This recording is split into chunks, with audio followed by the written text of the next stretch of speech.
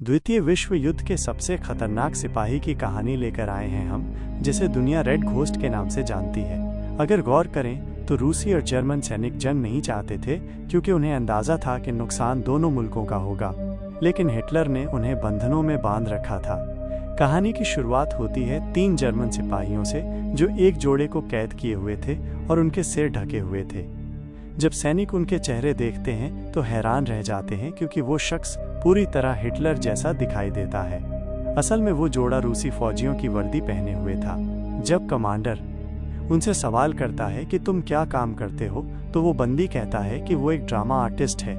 वो और उसकी पत्नी दोनों थिएटर करते हैं। उस वक्त उनका कमांडर कहता है कि अगर तुम हिटलर की एक्टिंग करके दिखाओ तो हम तुम्हें मुक्त कर देंगे। फिर वो रूसी आदमी हिटलर की नकल करने लगता है। इसके बाद कमांडर कहता है, हमें तुम्हारा अभिनय पसंद नहीं आया, और अपने सैनिकों को आदेश देता है कि उन दोनों को गोली मार दी जाए। जैसे ही सैनिक ट्रिगर दबाने ही वाले होते हैं, तभी कोई दूर से उनके कमांडर को निशाना बनाकर गोली चला देता है और ड्राइवर को भी खत्म कर देता है। एक सिपाही किसी तरह जान बचाते हुए ट्रक के नीचे छिप जाता है और अपनी टोप हटाकर उस स्नाइपर की स्थिति का पता लगाने की कोशिश करता है, लेकिन उस निशानेबाज का लक्ष्य इतना सटीक था कि गोली टायर चीरते हुए उस जर्मन सैनिक के सिर में लगती है। यहीं पर हम पहली बार रेड घोस्ट को देखते हैं, जिसने 1000 से ज्यादा जर्मन सिपाहियों को मौत के घाट उतारा था। उसका नाम सुनते ही पूरा जर्मनी कांप जाता था। रेड घोस्ट तेजी से उन सैनिकों के हथियार और खाद्य सामग्री ले रहा था, साथ ही उनके कपड़े फाड़ रहा था, ताकि बाकी जर्मन फौजियों को उसके अस्तित्व का एहसास हो।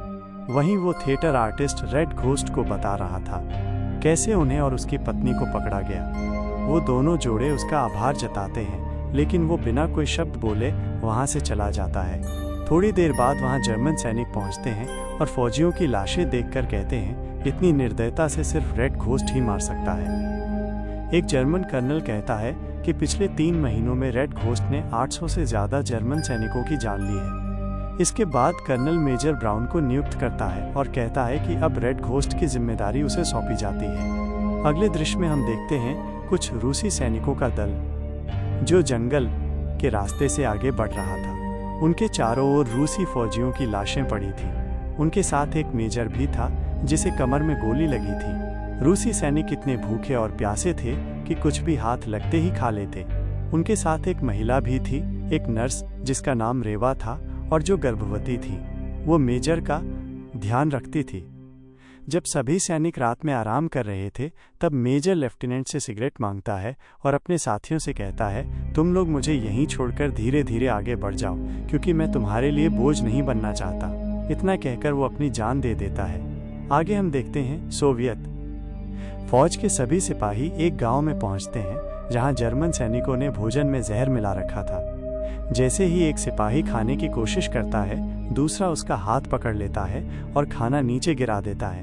तभी दोनों आपस में भिड़ने लगते हैं। तब उनका वरिष्ठ उन्हें डांटता है और बताता है, पिछले महीने एक गांव में 10 सैनिक जहर मिला भोजन खाकर मारे गए थे। इसने तुम्हारी जान बचाई है, तुम्हें इसे धन्यवाद कहना चाहिए।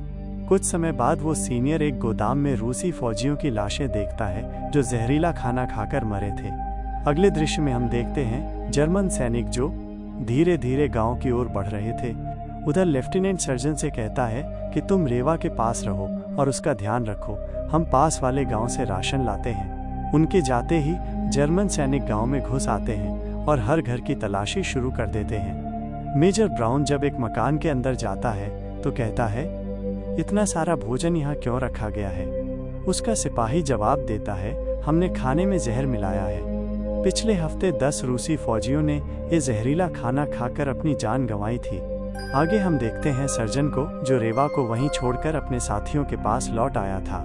वो लेफ्टिनेंट से कहता है कि वहाँ 30 से ज्यादा सैनिक आ गए हैं। मैं उन 30 से नहीं लड़ सकता और अपनी जान नहीं गंवाना चाहता। तब लेफ्टिनेंट उसे गुस्से में एक मुक्का जड़ता है। आगे हम देखते हैं लेफ्टिनेंट और उसके साथी गांव से 500 मीटर दूर थे और घर पर नजर रखे हुए थे। अगले दृश्य में हम रेवा को देखते हैं, जो एक बॉक्स में छिपी हुई थी। उसी कमरे में ब्राउन और कुछ सैनिक भी थे। ब्राउन एक सिपाही से पूछता है, क्या तुम रेड घोस्ट पर यकीन करते हो? तब वो सैनिक बताता है, मैंने सुना है वो बहुत शक्तिशाली है और उसकी शूटिंग स्किल्स के बारे में क्या ही कहूँ, वो कहीं से भी उभर आता है। ब्राउन कहता है अब उससे मुलाकात तो करनी ही पड़ेगी। बाहर जर्मन सैनिक खुशी से एक सुअर के साथ फोटो ले रहे थे, गा रहे थे, झूम रहे थे। ब्राउन को ये शोर पसंद नहीं आता और वो सुअर को गोली मार देता है। फिर कहता है जल्दी से मेरे लिए खाना तैयार करो। वहीं सोवियत सैनिकों को नींद ना आ, इसलिए उनका सीनियर उन्हें रेड घोस्ट की कहानी सुना रहा था। जिस बॉक्स में रेवा छुपी थी, एक जर्मन सैनिक उसे खोल देता है। रेवा उस सैनिक को दया भरी नजरों से देखती है। वो सैनिक बिना कुछ कहे वहां से लौटने लगता है। तब ब्राउन चिल्लाता है कि तुमने मुझे नहीं बताया कि बॉक्स में क्या था। जब ब्राउन का साथी बॉक्स खोलता है तो वो रेवा को देखता है और कहता है तुम्हारी जगह बॉक्स में नहीं है, और उसे बैठने के लिए कुर्सी देता है। रेवा को इतनी पीड़ा थी कि वो कुर्सी पर ठीक से बैठ भी नहीं पा रही थी। तब ब्राउन पूछता है तुम उस बॉक्स में क्यों छिपी थी। तब रेवा बताती है मैं जर्मन फौजियों को देखकर उस डिब्बे में छिप गई थी और मेरा गर्भावस्था का 8वां महीना चल रहा था। तभी वो पूछता है तुम किस जगह की रहने वाली हो। वो जवाब देती है कि यही मेरा निवास है। एक फौजी तस्वीर देखकर कहता है कि तुम तो इसमें मौजूद नहीं हो। रेवा कहती है ये मेरे दूर के सगे संबंधी थे। जंग के दौरान सभी लोग मारे गए, केवल मैं ही जीवित बची हूँ। तभी मेजर उस सिपाही से कहता है थोड़ा दया दिखाओ, क्यों इस लड़की को मरवाना चाहते हो। इतना बोलकर वो वहां से चल देता है। तभी क्लीन नामक सिपाही रेवा की वर्दी और उसका पहचान पत्र ब्राउन को दिखाता है। ब्राउन कहता है तुमने बहुत बड़ा अपराध कर दिया है, लड़की ने हमसे धोखा किया, अब तुमको दंड मिलेगा। ब्राउन क्लीन से कहता है तय कर लो इसके साथ क्या करना है। इतना कहकर ब्राउन वहां से चला जाता है। क्लीन अपने कनिष्ठ से पूछता है क्या तुमने कभी किसी महिला को मारा है। पूछते ही क्लीन रेवा के चेहरे पर जोरदार घूंसा मारता है और उसका जूनियर बाहर आकर उल्टी कर देता है। कुछ समय बाद हम जर्मन सैनिकों को देखते हैं जो लंबे समय से पहरेदारी कर रहे थे। उनमें से एक कहता है शायद खाना तैयार हो गया है। उनका वरिष्ठ कहता है पहले तुम्हारा ध्यान अपनी जिम्मेदारी पर होना चाहिए, क्योंकि रेड घोस्ट कहीं से भी आ सकता है। एक सैनिक कहता है उन्होंने एक रशियन महिला को पकड़ा है जो गर्भवती है, पता नहीं क्लीन उसे छोड़ेगा या नहीं। तभी क्लीन रेवा को बाहर निकालता है। रेवा का चेहरा खून से भरा हुआ था। दूरी से सोवियत संघ के सभी सैनिक उससे देख रहे होते हैं। तभी उनमें से 2 जर्मन ठिकाने पर हमला कर देते हैं और लड़ने लगते हैं। बहुत संघर्ष के बाद रशियन सैनिक उन्हें खत्म कर देते हैं। इधर क्लीन अब रेवा को सबके सामने गोली से उड़ाने ही वाला होता है। तभी रेवा कहती है तुम्हें ऊपर वाला कभी माफ नहीं करेगा, क्योंकि तुम एक गर्भवती महिला को गोली मारने जा रहे हो। क्लीन कहता है मैं ये पाप क्यों करूं। फिर वो अपनी बंदूक अपने कनिष्ठ को देता है और कहता है तुम्हें 2 मिनट देता हूं, जल्दी से इस लड़की को खत्म कर दो। जूनियर सैनिक रेवा को मारना नहीं चाहता था, मगर वो मजबूर था। जैसे ही वो गोली चलाने वाला होता है, दूर से कोई स्नाइपर उसे शूट कर देता है। वो कोई और नहीं बल्कि रेड घोस्ट होता है। वो अकेले ही जर्मन सैनिकों पर भारी पड़ रहा था। रेवा तुरंत वहां से भागकर एक झोपड़ी में छिप जाती है। रेड घोस्ट की सहायता के लिए बाकी सैनिक भी मैदान में उतर जाते हैं। रेड घोस्ट के सामने जो भी आ रहा था उसे वो जानवरों की तरह मार रहा था। तभी हम देखते हैं एक जर्मन सैनिक को जो मशीन गन से रशियन सैनिकों पर हमला करता है।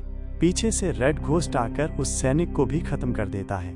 फिर ब्राउन दिखता है जो निर्वस्त्र होता है, और जैसे ही घर से बाहर आता है रेड घोस्ट उस पर फायर करता है, लेकिन ब्राउन बचकर भाग जाता है। अब रेड घोस्ट चारों तरफ से जर्मन सैनिकों से घिर जाता है। तब लेफ्टिनेंट उसे कवर देकर एक जर्मन को मार देता है, जिससे रेड घोस्ट वहां से निकलने में सफल होता है। जैसे ही वो एक घर में घुसता है, क्लीन उसके चेहरे पर उबलता पानी फेंक देता है और भागने लगता है। तभी क्लीन को कोई दूर से शूट करता है और वो गिर जाता है। रेड घोस्ट का चेहरा जलने के बावजूद वो अपने हथियार से निशाना साध रहा था। अब वहां मुश्किल से 4 जर्मन सैनिक बचे थे। ब्राउन अपने साथी से पूछता है वो लोग कितने हैं। सैनिक डरते हुए बताता है मेजर, चाहे वो कितने भी हों, उनके साथ रेड घोस्ट है। मेजर कहता है शांत हो जाओ, हम उसे भी खत्म कर देंगे। फिर मेजर उस सैनिक से उसकी बंदूक मांगता है। जैसे ही वो राइफल फेंकता है, वो मेजर से 1 हाथ दूर गिरती है। ब्राउन रूम में रखे फावड़े से उसे खींचने की कोशिश करता है, मगर रेड घोस्ट उस फावड़े को शूट कर देता है, जिससे वो टूट जाता है। ब्राउन फिर भी किसी तरह राइफल उठा लेता है। रशियन सैनिकों को ये मालूम नहीं था कि क्लीन मर चुका है, मगर वो जीवित होता है और सबको देख रहा होता है। वहीं एक जर्मन सिपाही ब्राउन से कहता है, हमारे पास गाड़ी है, हम यहाँ से भाग सकते हैं। मगर ब्राउन कोई योजना बना रहा होता है। वो एक जर्मन फौजी से कहता है, मेरे 3 गिनने पर सामने वाले मकान पर फायर करना। तभी अचानक एक रशियन सैनिक पीछे से उन पर हमला कर देता है और एक जर्मन सिपाही से भिड़ जाता है। ब्राउन उसे अपनी स्नाइपर राइफल से निशाना बनाने की कोशिश करता है, मगर वो दोनों सैनिक आपस में भिड़ रहे होते हैं, इसलिए ब्राउन की गोली सटीक नहीं लगती।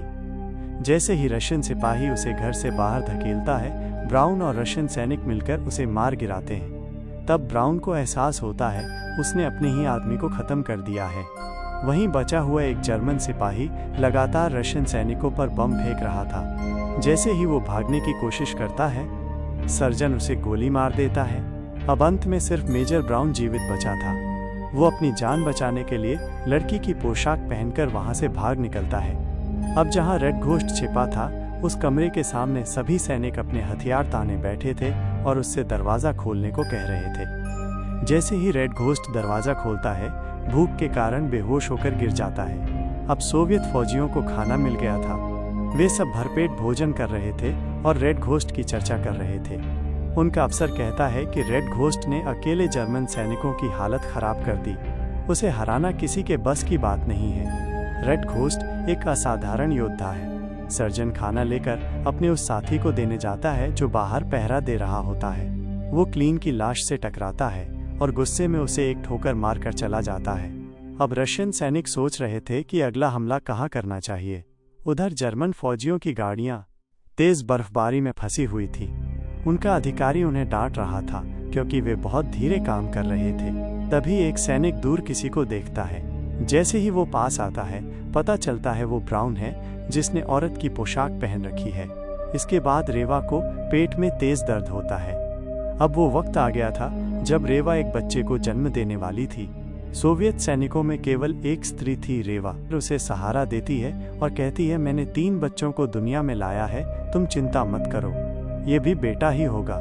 और जल्दी ही रेवा एक बालक को जन्म देती है। तभी अचानक रेड घोस्ट होश में आता है और सर्जन के डर से वो फोटो जो उसने चुरा ली थी, रेड घोस्ट को वापस कर देता है। रेड घोस्ट की खासियत ये थी कि वो जर्मन सैनिकों की गंध पहचान सकता था। इधर मौका पाते ही क्लीन भी वहां से उठकर भाग निकलता है।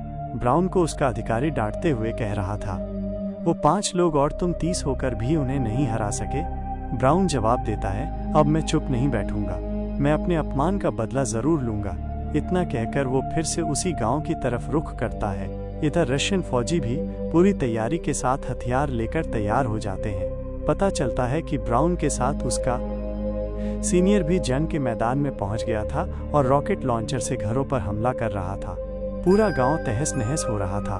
तब ब्राउन अपने अधिकारी से कहता है, मुझे कुछ सैनिक दे दीजिए, मैं अपनी बदनामी का दाग मिटाना चाहता हूँ। सीनियर उसकी बात मान जाता है। कुछ फौजी उसे थमा देते हैं। लेफ्टिनेंट अपनी जगह लेके बैठा हुआ था। जैसे ही जर्मन आगे बढ़ते हैं, वो गन से उन्हें ढेर कर देता है और सर्जन भी कम नहीं था, वो भी कई विरोधियों को खत्म कर देता है। दूर लेटकर रेड घोस्ट रॉकेट वाले पर लक्ष्य साधे था और बारी बारी से सबको मार गिराता है। अब बारी आती है कर्नल की। जिस बंकर में कर्नल मौजूद था, वहीं रेड घोस्ट ग्रेनेड फेंक देता है और उसकी भी कहानी खत्म हो जाती है।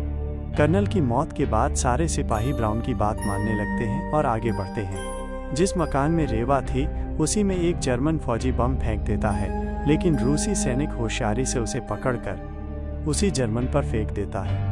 तभी हम देखते हैं कि लेफ्टिनेंट भी गोली लगने से घायल हो गया था। रूसी वरिष्ठ जैसे ही उसके पास जाता है, जर्मन उसे गोली मार देते हैं। वरिष्ठ को देखते ही जैसे ही एक सिपाही दरवाजा खोलता है, ब्राउन उसे भी खत्म कर देता है। उसी समय हम रेड घोस्ट को देखते हैं, जो जर्मन सैनिकों को पीछे से निशाना बना रहा था। लेफ्टिनेंट को सुरक्षा देने के लिए सर्जन आगे बढ़ता है। तभी ब्राउन उस पर गोली चलाता है, मगर उसका निशाना चूक जाता है।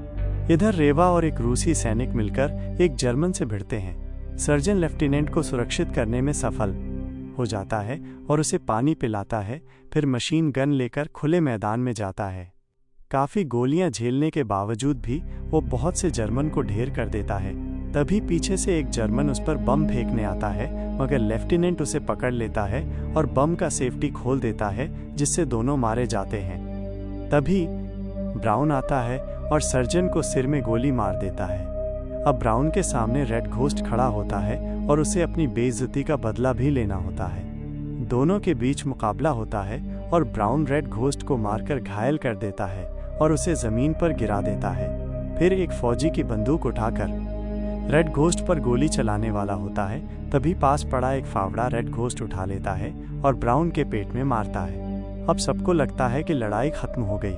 रेड घोस्ट भी अब उठ खड़ा होता है। तभी हम देखते हैं कि पीछे से क्लीन उसे गोली मार देता है और हंसने लगता है, चिल्लाकर कहता है कि उसने रेड घोस्ट को मार दिया और वो सबसे ताकतवर है।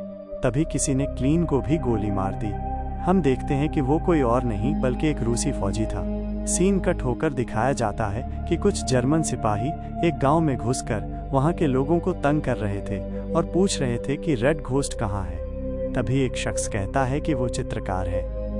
एक सैनिक उसकी मुंह पर बंदूक मार देता है और फिर एक जर्मन बोलता है कि जिसने रेड घोस्ट को अपने घर में छिपाया है उसे और पूरे गांव को सजा दी जाएगी।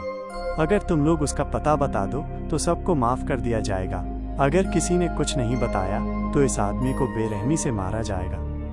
जैसे ही वो उसे मारने की कोशिश करते हैं तभी दूर से कोई जर्मन पर गोली चला देता है और धीरे धीरे 4 लोगों को खत्म कर देता है। जर्मन को मरते देख गांव वालों का हौसला बढ़ता है और वो सभी जर्मनों से भिड़ जाते हैं और उन्हें मार गिराते हैं। ये वही रूसी फौजी था जो रेड घोस्ट और सोवियत सैनिकों के साथ लड़ा था और रेड घोस्ट की पहचान को बचाने के लिए उसका टैग अपने माथे पर ले लिया था। तो ये थी उस रहस्यमयी रेड घोस्ट की कहानी जिसने न केवल अपने साथियों की जान बचाई बल्कि दुश्मनों को उनके ही इलाके में धूल चटाई। ये तो थी सिर्फ एक कहानी, लेकिन ऐसी कई और कहानियां इंतजार कर रही हैं आपको चौंकाने के लिए। सब्सक्राइब करें और तैयार रहिए क्योंकि अगली बार कहानी और भी गहरी होगी।